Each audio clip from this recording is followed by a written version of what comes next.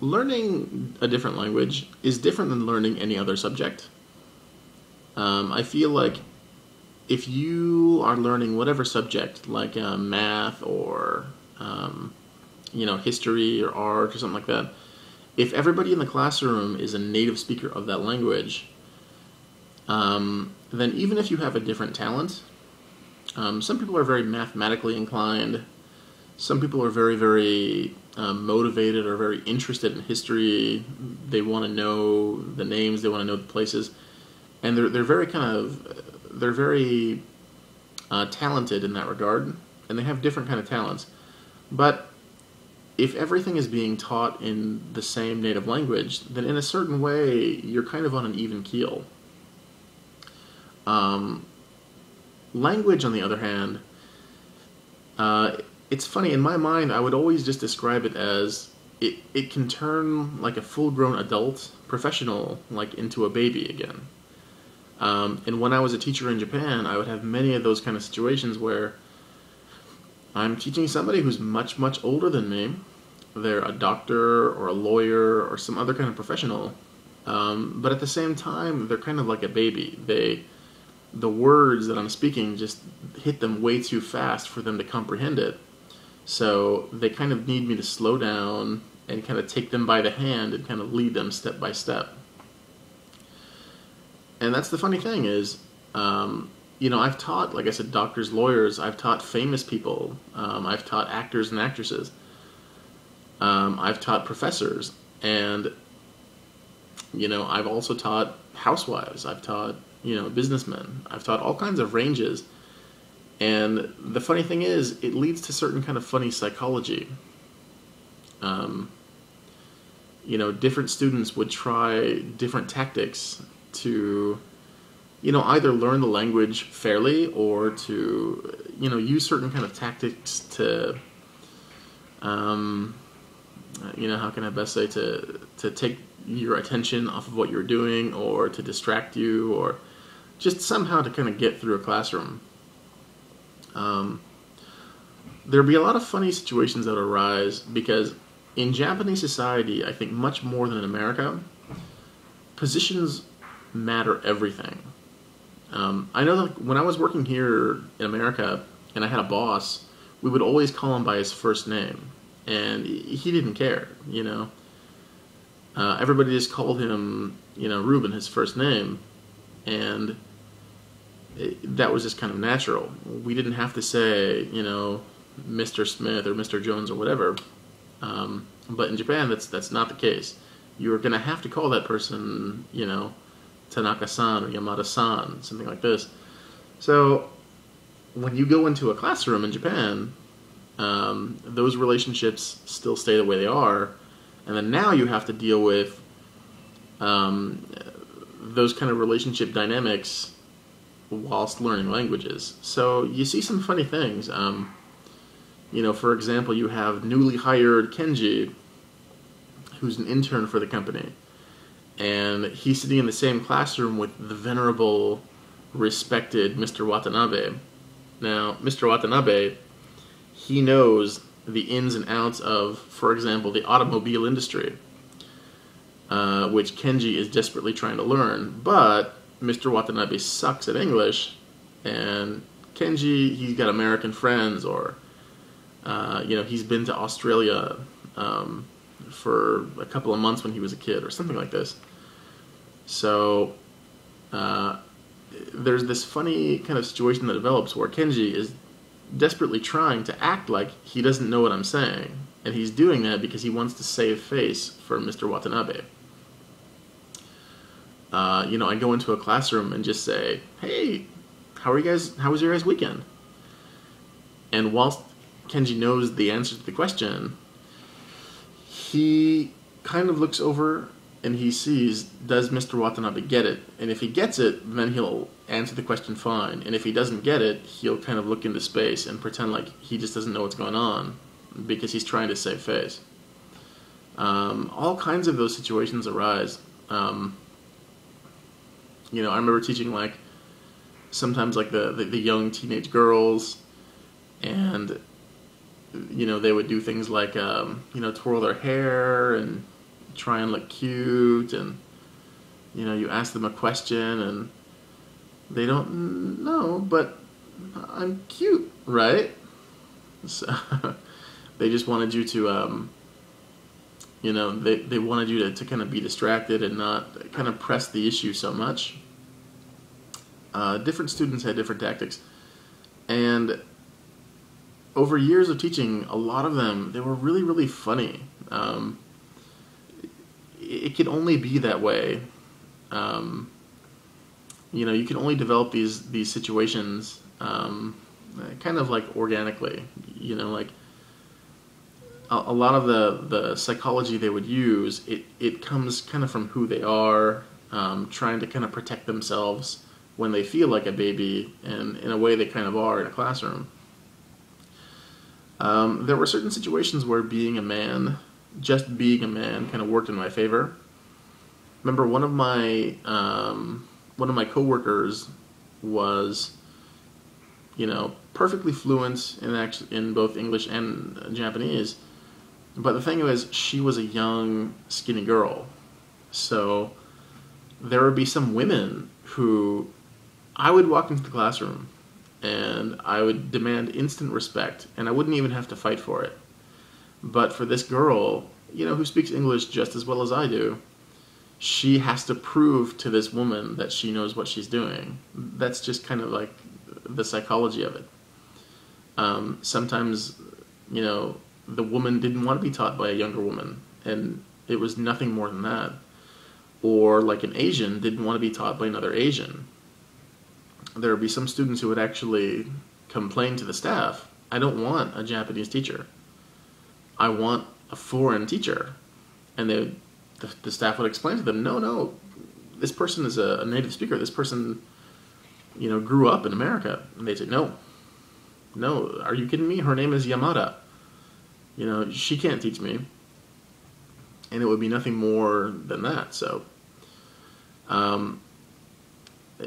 there are a couple of students who really, really stick out in my mind as far as like psychology. The first I want to tell you about is a guy that the other staff called the robot. I didn't call him that at first until like a few times teaching him, and then I thought, okay, that's exactly the right word for this guy. That's pretty much who he is. He was the funniest guy. Level 1, very, very beginning, very, very basic student. And they called him the robot because he would do this. He would walk into a classroom, set his books down, and then he would do this. And he would hold this pose, and then he'd look at you right in the eye. And you might think I'm exaggerating, but I guarantee you, this guy would spend about anywhere from 30 seconds to about 2 or 3 minutes on one simple question. So whenever he did that, we would call that the pose, by the way. He would always strike the pose. I think that in his mind, what he was thinking was, if I'm in a classroom with a foreigner, and if I do this with my hands, if you were to see a picture of that, it would look like this guy is studying English. And so in his mind, that's good enough. He didn't have to go anywhere beyond that. Which, as a teacher, of course, it doesn't mean anything. You could be looking any way you want to. You could be like scratching your head like this, you'd be picking your nose, and you're still learning English if something's going on up here. But this guy just wanted to make his little Hallmark card wherein he looks like this, and he's looking at the teacher, and he looks like he's studying. So I'd go into a classroom, and I'd sit down, and here he is making the pose, and then I'd say, hey, good morning, or how was your weekend? And he'd say,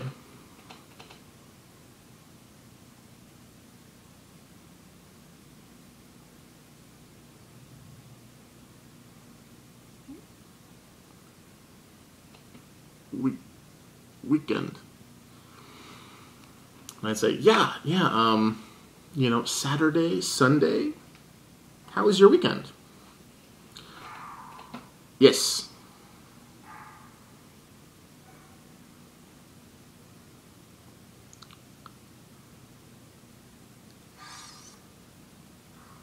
Sunday.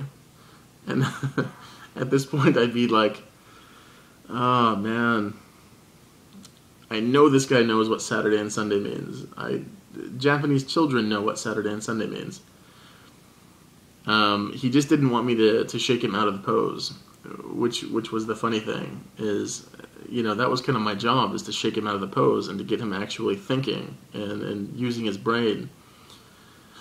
But, I guarantee you, I must have taught this guy about 15, 20 times, over the course of weeks and months. And every single time, he would hold the pose, and it would take several minutes to break him out of it, and several minutes to get him on something.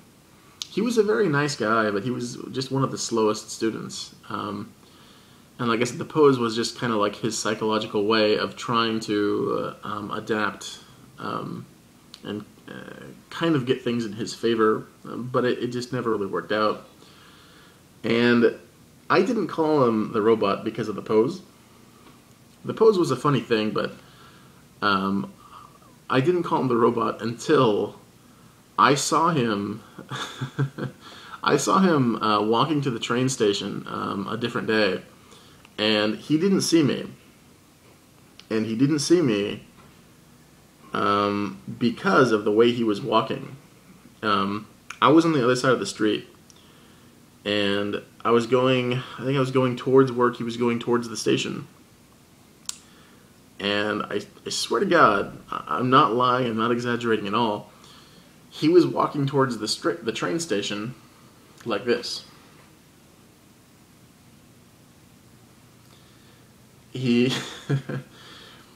I don't know what he was thinking. The other teacher that I mentioned before, the young lady who could speak Japanese, she would often use Japanese to break the ice with him, and she told me that when he spoke Japanese, he seemed like a perfectly normal guy, but whenever he went into English mode, he would just turn into a robot. And apparently, when he was walking on his own, he would also, turn into a robot. So that really kind of hampered his ability to perform as a student, but I guess it made him feel comfortable at the very beginning. So that's kind of why he did it. One other story I wanted to tell, a different student who just completely, the psychology of it just blew my mind. A different guy, much, much higher level. I'd say about like one of those mid-levels. He was not like a native speaker, but he was not a beginner. He was somewhere in the middle. In fact, he was probably a little bit higher, like high intermediate. And this guy, he drove me absolutely crazy, because he would just do this thing where he would always look at you like this. Hmm? Hmm? First time I met this guy, I go into the classroom, and I'm trying to be as friendly as I can, so once again, hey, how was your weekend? How you doing? Hmm? Weekend? Hmm? So the first time it happened, I'm like, did I phrase that wrong? Yes, your weekend. How was your weekend? Saturday, Sunday. Then he'd go on, oh, it was fine. I did this and this and this. We'd keep going. I'd mention something more complicated. I would say something like, he was a student at the university, so I'd say something like, are you getting prepared for your midterm exams? And it'd be, hmm? Hmm? Midterm? And that's the thing, is like, he really psyched me out. I thought that I was doing something wrong, or I thought I was pronouncing something wrong, or something like that. I kept thinking, like, what am I saying wrong? Why is this guy not getting it? It's not just a vocab issue, because I know he's a pretty good level student, but for some reason, when I'm saying these things to him, he's looking at me like I'm crazy, and so that's what I thought. At first, I was like, okay, there's something wrong with me. What am I saying wrong to this guy? I must be doing something, I must not be being clear. But I just learned over time that he doesn't just do that with me, he does that with everybody. So that was kind of his way of like slowing things down to his pace. And in a certain way I can kind of understand, if things are coming at you too fast, you don't understand, you do want to put on the brakes, and you don't always want to say, what, excuse me? You don't want to keep repeating it over and over again, so you develop different tactics. And that was this guy's tactic. It was to throw it back on you, make you look like you're crazy. And at first, like I said, I thought I was. I thought I was doing something wrong or saying something wrong. But that was just kind of his mechanism. So eventually, he would keep doing that. And I learned that by teaching him several times. So I would teach him, I don't know, maybe once a week or so. And after about 4 sessions of him doing the same thing, I started getting pretty flat with him. So he would do his thing. I would say, so what project are you working on recently? And be, project? And I'd just be very flat, and I'd be like, yeah, project. What project are you working on? So as you can tell, this created a very beautiful environment.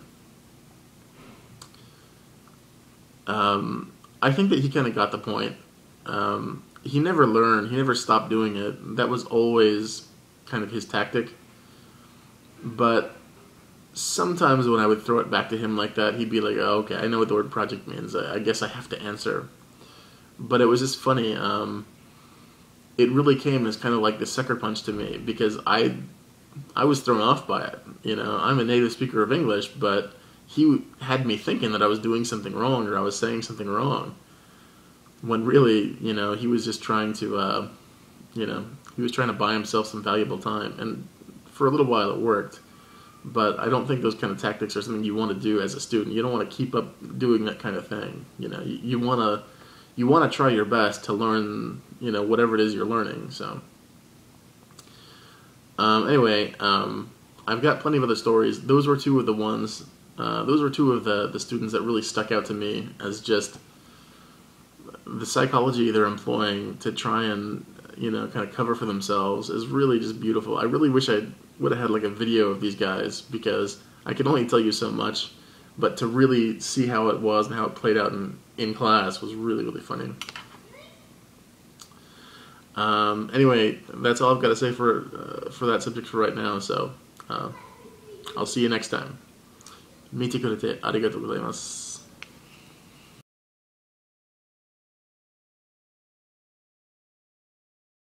Hmm?